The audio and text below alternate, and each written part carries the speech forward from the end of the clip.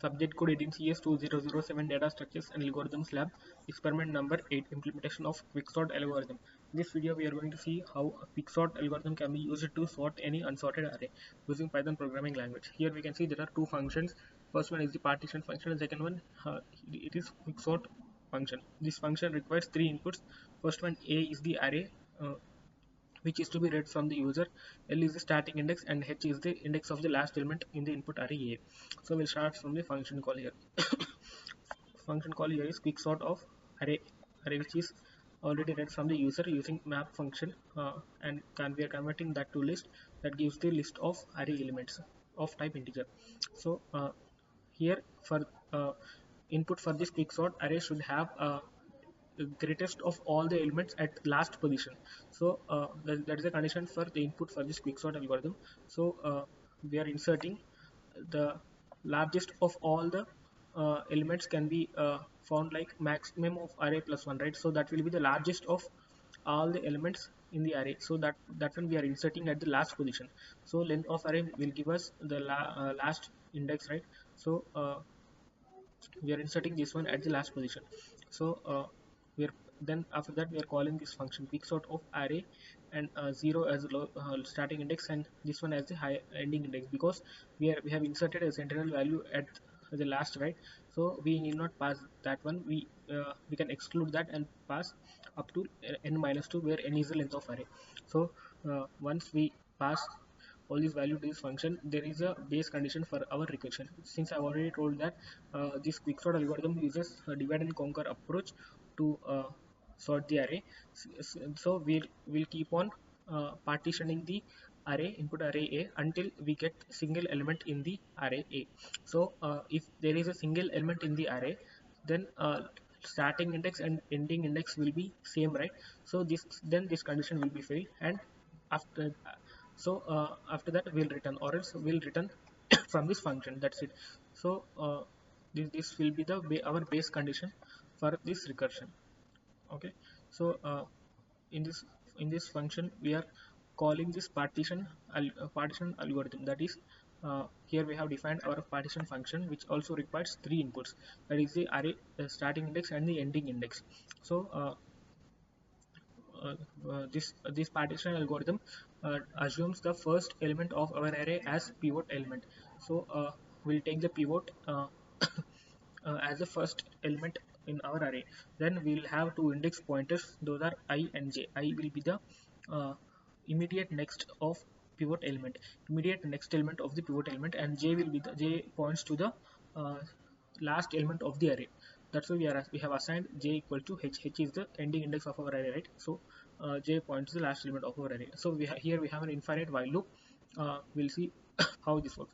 So while a of I less than pivot. So whenever we find any I is the immediate next element of our pivot, right? So whenever we find any lesser element than pivot, we will be keep on incrementing I once we find the greater element than I mean, if any element is greater in the list than I, then we'll stop this while loop. This while loop ends, right? So when after this while loop we have another while loop, that is a of j greater than pivot. It starts from right to left, right? So whenever there is any element from right to left, that is lesser than pivot, so this while loop will end, right? So or else if all the elements from when in all the iterations, when the element is greater than pivot, it keeps on decrementing j, and it will be traversing across the list. Once it finds the element that is lesser than pivot, this while loop stops. Then we will be having the indices where our swapping should happen, right? So I and j. So we'll check a condition here. After this while loop, both while loops terminate, we'll check a condition. If I less than j, then we'll swap ith and jth element in our list. So once we do that, this is an infinite while loop, right? It will be keep on running till till I is greater than j. So only then we are returning from this function, right? So till that, this while loop will be keep on running. So if the I points to the any element after j and j points to the any element before I. So in that case we will have a condition I greater than j, right? So in that condition we will swap the pivot element with our element at j position. So there's a mistake here, nothing. So else if this condition fails, right, if I is greater than j, we will swap the pivot element, that is a of l, with jth element, element pointed by j. So a of l comma a of j equal to a of j comma a of l. This is the swapping the pivot and jth element. That's it. We will return the position of pivot, I mean the index of pivot, to this function call, and it will be given to p partition index, right? I mean, sorry, pivot index. This is pivot index, p index, and after that, this quick sort, we have another two recursive calls. That is, first one is to partition the left subarray. So this is for the left partition on left side. Okay, left side of our array. So to partition on the left side, we have to pass the lower index as starting index as 0, that itself, and we have to change the higher index, right? That will be our pivot index minus 1. That will be our left side subarray. uh, and after that we have to partition uh, right side, right? So this is a recursive call for that. A is the array, p index is a pivot index plus 1. So if we have to partition on the right side, we have to change the lower index, right? So lower index will be pivot index plus 1, and the higher index will be as it is. So after that uh, the same partition function which I have explained right now just now will be called for when it has to partition. Each time when it has to do partition, this function will be called. Once all the elements in the array are single elements, that means if L is greater than H, I mean greater than or equal to H, if both are pointing to a single element in the array, we can say that it is sorted, right? So array with a single element is always sorted, right? So that in that case we'll return from this quicksort function. That's it, our array is now sorted. So we are prompting the user to enter the array elements, and using map function we are reading the input as a list.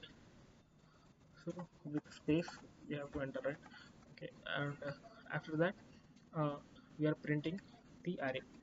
That's it, sorted array. And we are while printing we have inserted the sentinel value at last, right? We have to neglect that and print the remaining array which the user has entered. Now we'll check this if it's working perfectly or not. Yeah, enter the array elements with space, with 10, 5, 89, 20, 40, 30. Yeah, okay. We can see sorted array is 5, 10, 20, 30, 40, and 80. So we can see the array is sorted.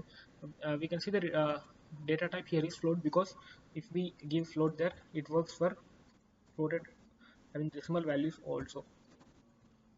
0 0.5, 0 0.1, 0 0.01, 5.5. So we can see the sorted the least element is 0.01 and the highest element is 5.5. This array is also sorted. I think the output for all the given inputs are correct. I hope this program has been executed successfully. Thank you.